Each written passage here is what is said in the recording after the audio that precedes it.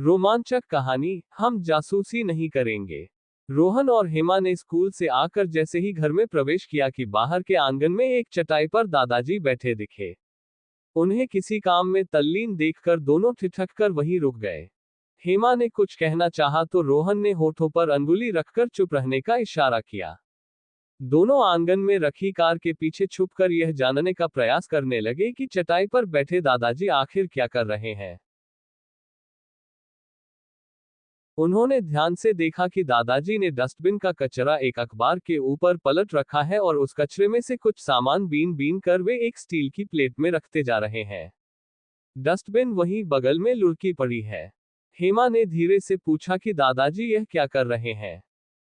File, दादाजी शायद कचरे में से ऑलपीन बीन रहे हैं। रोहन धीरे से बोला।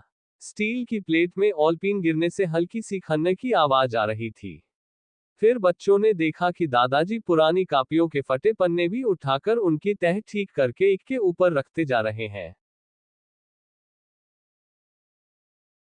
हेमा ने दादाजी को टोकना चाहा किंतु रोहन ने फिर उसे रोक दिया। आज हम छुपकर देखेंगे कि आखिर दादाजी इन ऑलपीनों और पुराने पेजों का क्या करने वाले हैं।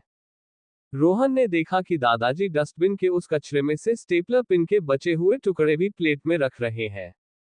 दोनों बच्चे धीरे से कमरे के भीतर आ गए, जैसे उन्होंने कुछ भी नहीं देखा हो। उन्होंने ठान लिया था कि आज दादाजी की जासूसी करके ही रहेंगे।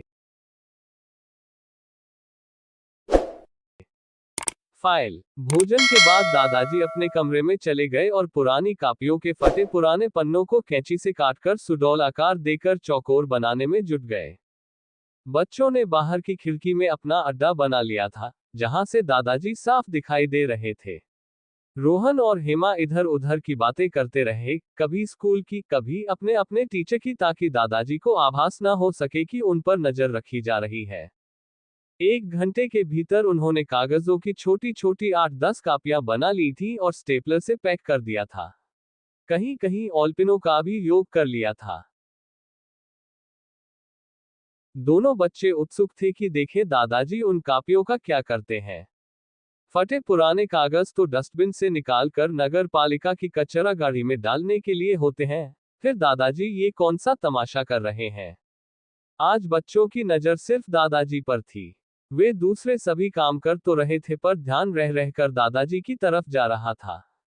फाइल, शाम को दादाजी घूमने के लिए निकले। बच्चों ने देख लिया था कि दादाजी ने वह छोटी छोटी कापियां एक छोटे से थैले में रख ली हैं और कुछ चाक एवं पेंसिलों के टुकड़े भी। शायद ये भी सब डस्टबिन के कचरे से ही बटोरे हैं। चलते चलते दादाजी सीधे ही बस्ती से लगी झोपड़पट्टियों की तरफ मुड़ गए और एक झोपड़ी के सामने रुक गए।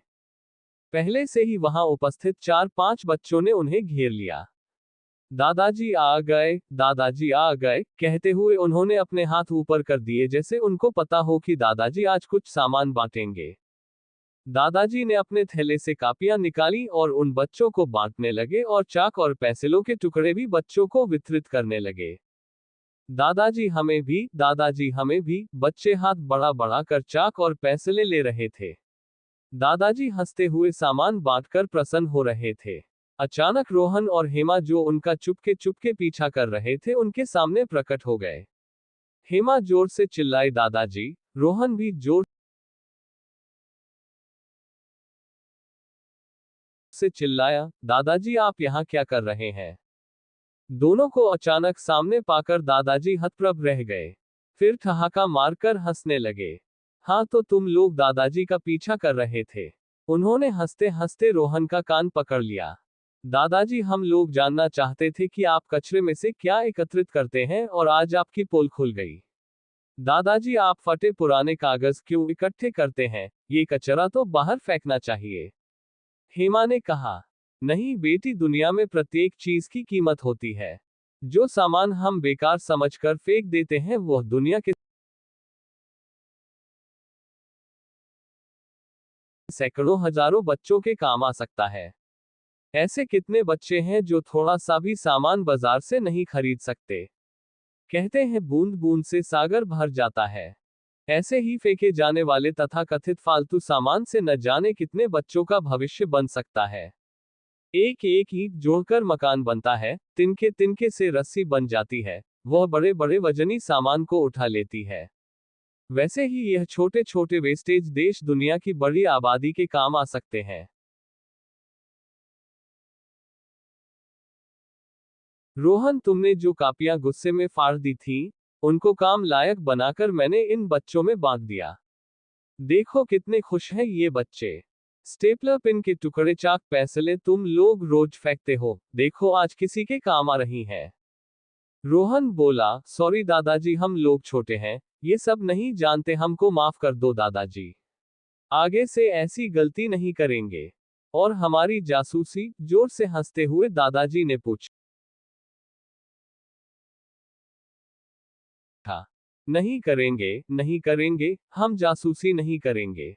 दोनों बच्चों ने एक दूसरे के हाथ में हाथ फंसा कर और हाथ ऊपर करते हुए नारा लगाया और दादाजी से लिपट गए।